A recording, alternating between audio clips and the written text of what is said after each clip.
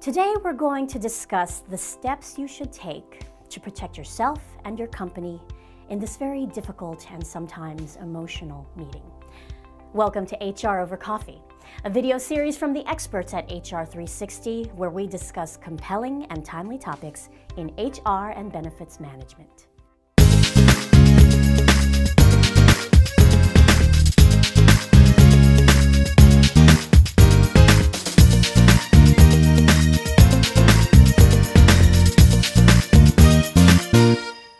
Terminating employees may be a necessary reality of the workplace, but it's important not to lose sight of the emotional impact of a termination.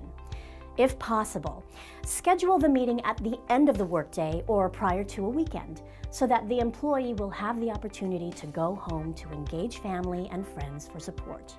Also, try to avoid termination during a holiday, which could appear insensitive to outsiders and other employees. Of course, for egregious infractions, the employer may have no choice.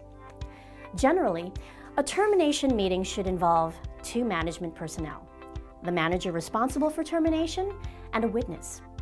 The witness may take notes if helpful. The presence of a witness, preferably one of the same gender as the terminated employee, will help to negate any claims of harassment or inappropriate action during the termination meeting and provide an eyewitness to the process.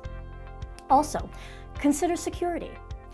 Sadly, the recent history of violence in the workplace means that employers must be prepared for the possibility of an outburst by the employee, either during the termination meeting or soon afterward.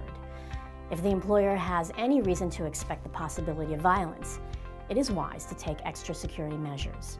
This would include escorting the employee from the building and perhaps having security guards on standby. The tone of the meeting should be one of dignified professionalism, and it should be run in an orderly and efficient manner. The manager responsible for informing the employee of his or her termination may wish to make notes outlining key points to be discussed with the employee. It is important to remain professional and objective. The employee must know that the decision is final and the employee will not be able to debate the decision. If the employee becomes emotional or agitated, the managers conducting the meeting must remain calm. This is a time for the use of active listening or similar skills. No employee is happy about being terminated. However, a civil professional termination meeting is less likely to give rise to an employee lawsuit or similar action than one that becomes heated or intemperate. The employer should clearly explain a simple and legitimate reason for termination. If the employee complains that the termination is for an unlawful reason, it is important to listen carefully and document the allegations. The employer also needs to discuss how future references for employment will be handled and plan for return of company property both in the office and at home. Finally, the employee must be given the opportunity to gather his or her personal belongings. Whether the employee is allowed to return to the office alone or whether the employee is escorted by security or a manager will depend on all of the circumstances and prudent judgment.